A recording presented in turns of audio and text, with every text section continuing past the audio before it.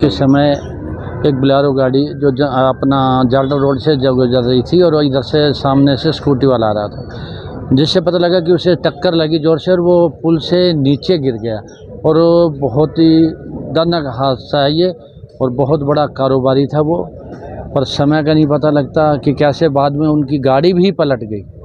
और मौके से बताया जा रहा है कि ड्राइवर भी फरार हो गया। मगर जिस परिवार में मृत्यु उनके लिए तो बहुत ही बड़ी दुख की खबर है।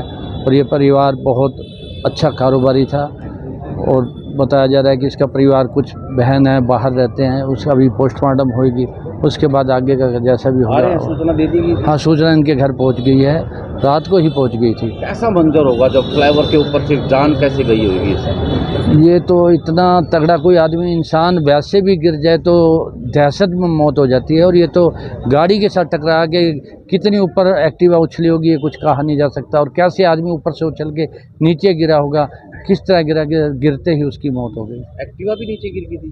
एक्टिवा के बारे में नहीं मालूम मेरे को, बाकी मेरे पास तो कॉल आई थी कि एक डेड बॉडी पड़ी और मैं एम्बुलेंस लेकर वहाँ पहुँचा तो हमारे से पहले एम्बुलेंस लेकर चले गए थे। जनसेवा दल की एम्बुलेंस वहाँ पहुँची थी, मगर उससे पहले डेड बॉडी लेकर दूसरी एम्बुलेंस चली गई थी। पुलिस आ रही है? पुलिस वहाँ पर पहुँच चुकी थी, रात को ही पहुँच गई थी। और अब जैसे पोस्टमार्टम के आगे कार्रवाई होगी वो पुलिस द्वारा की जाएगी। परिवार आ रहा है, बहनें जो विदेश में थी? हाँ, वो भी आ रहे हैं, परिवार भी यहाँ भी आ चुका है और अब परिवार पोस्टमार्टम होगी और उनका जो इतना परिवार बाहर से गया था वो भी आ रहा है। उसके बाद जो भी होगा संस्कार की विधि होगी, किस तरह की जाती है उनके लाठी जी। कारोबार किस चीज़ का? फैक्ट्री थी उसकी अपनी और बहुत अच्छा कारोबारी बताया जा रहा है, हैंडलूम का कारोबारी। मेरा छोटा भाई संजीव ग्रोवर जाटल रोड पुल के ऊपर अपनी एक्टिवा से फैक्ट्री से आ रहा था, तो उसको 8 मरला साइड से एक बोलेरो आ रही थी जो बहुत ज़्यादा हाई स्पीड में थी, जिसका ड्राइवर गाड़ी गलत दिशा में चलाते उसने सामने से रॉन्ग साइड आकर उसको इतनी ज़ोर की टक्कर मारी जिससे वो उछल कर रेलिंग से नीचे गिर गया और नीचे गिरते ही उसकी काफ़ी गंभीर घायल हो गया। हॉस्पिटल में जब उसको लेके गए तो वहाँ डॉक्टर ने उसको डेड डिक्लेयर कर दिया।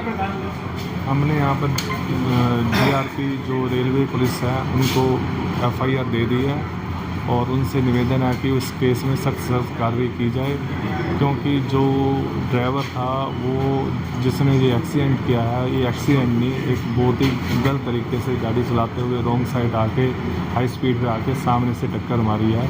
और जो मौके वारदात के 1-2 जो चश्मदीद जो हैं जिनसे मेरी बात हुई है, एक दो लोग और भी घायल हुए हैं, वो भी हॉस्पिटल में एडमिट है। तो उन्होंने बताया है कि बहुत ज़्यादा इसने नशा किया हुआ था, नशे की हालत में गाड़ी चला रहा था। तो मेरी प्रार्थना है सबसे, जो भी एडमिनिस्ट्रेशन, जो भी सरकार है या पुलिस है या जो भी बॉडीज़ हैं, इस केस में उसको सख्त से सजा दिलाने की कोशिश की जाए। करीब 8:30 बजे ये संजीव ग्रोवर हैं जो विराटनगर में रहते हैं। शिवनगर में इनकी अपनी कोई फैक्ट्री की हैंडलूम की, वहाँ से आ रहे थे अपनी एक्टिवा पे।